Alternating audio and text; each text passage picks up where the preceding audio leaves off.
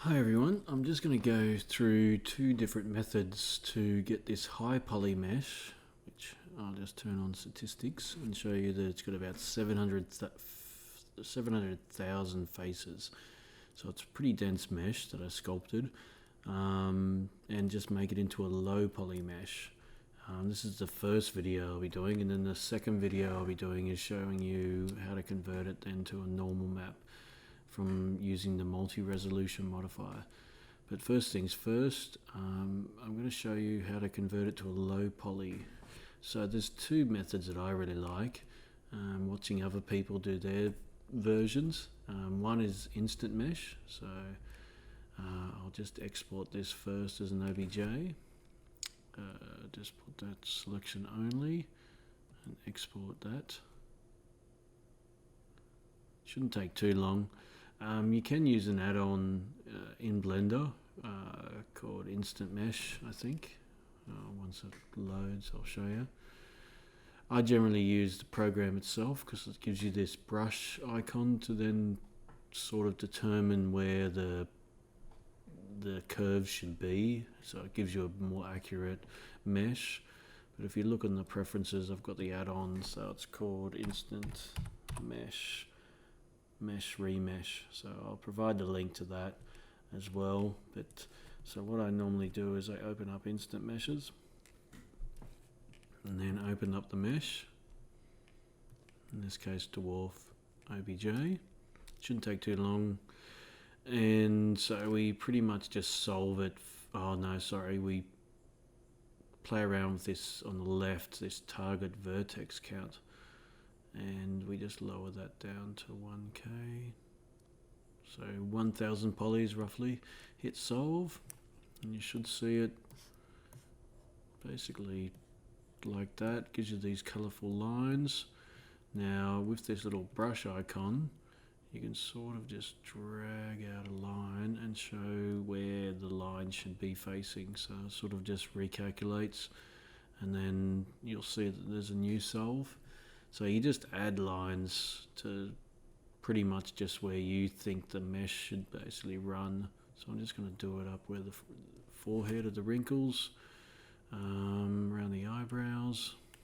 I don't think you have to be accurate, it's just going to try and interpret the best way it can. You have to turn this brush icon off to rotate the camera again, and then turn it back on to then do your other line. So yeah, I'm pretty happy with that. It's pretty much just following the curve. I could probably add some more, but let's just solve that now. And then pretty much gives you a guide of where the lines will be, and then we can export that out. So extract mesh. You can see what it's sort of trying to do. Now I can basically save that out, save it in as the same OBJ.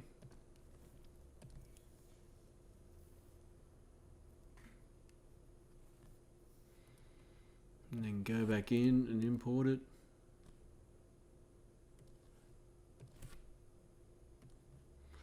And if I turn off the high res one, you should see the low res one, and it's roughly 1,000 faces, which is pretty good. If I try and smooth this, one thing it does is in that instant mesh is it makes all the edges sharp. So if you just go and just select the edge and just go clear sharp, you'll basically have it now smooth. So what I do now is to get it to look like that other one, that high res one, that's 700,000 faces, I'll get it in a second, is to add a couple of modifiers. The first one is the multi-resolution, which sort of just gives it more, you can then subdivide it, similar to what ZBrush is in a way, and I normally just go to, you can go to about 3 maybe, which is pretty good. If you look at it in the wireframe, you can see that that's how much mesh it is. Sorry, it'll be more than that because that's the actual low poly one. And then the next modifier is the shrink wrap modifier. Now I want to point that into the original mesh, so that's the target, and so that's going to be dwarf. And you can see here that it gives a pretty good resolve of the actual target. You only have to change a few settings, and that's change nearest surface point to project, and then change a tick negative. Then you have pretty much a good mesh that we can basically now use, export out as a normal map, but we've got a low poly mesh. If I turn that off, you've pretty much got a low poly mesh that's pretty good as well, so it sort of holds up in most situations. So I'll just apply this shrink wrap, and then if you wanted to, you can still go into your sculpting and just, because you've got the multi-resolution on, you don't have to turn on retopo, and just smooth out the areas that you want to basically smooth out, that's caused little glitches in the mesh. So just to go through, and then we can pretty much just leave it at that. So that's one method. So that's using instant meshes. The second method is sort of, I'll go back to the high res one and go back to layout.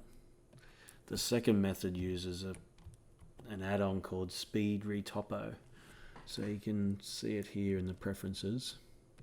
I can't type in speed.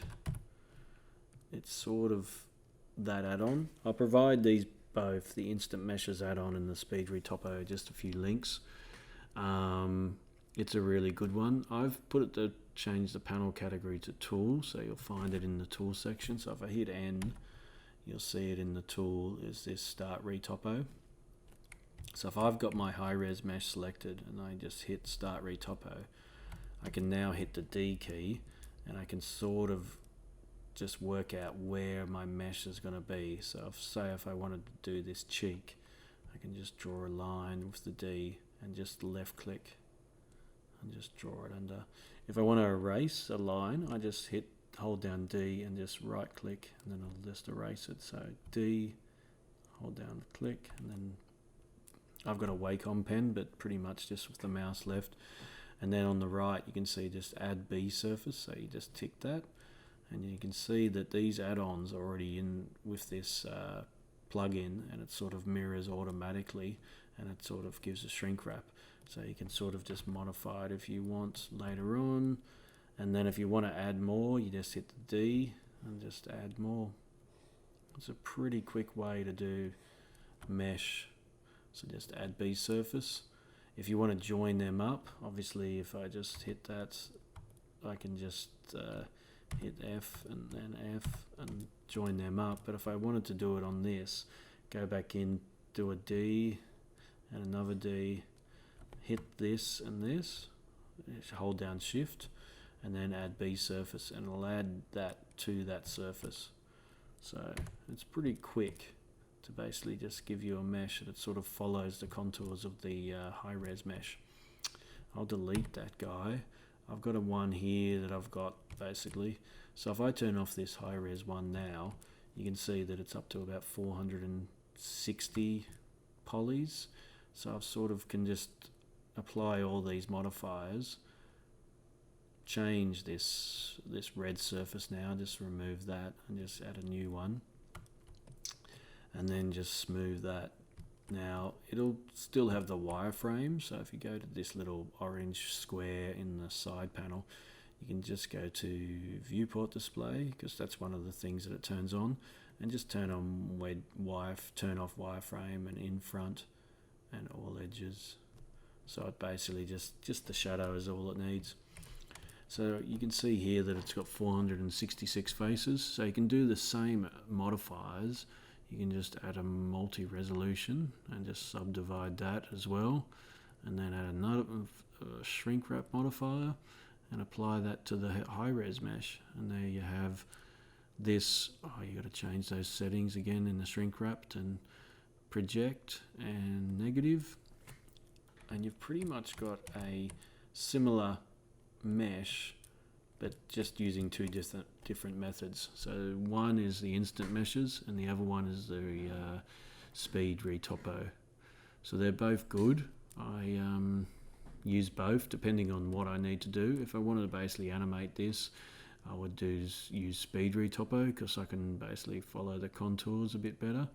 But if I just want to have a static mesh and just a quick fix, I'll just use instant meshes and then basically apply that. So anyway, I'll apply that. So next I'll just show you how to export these out now as a normal map and then apply it so you can just have your low poly material on there. So thank you so much.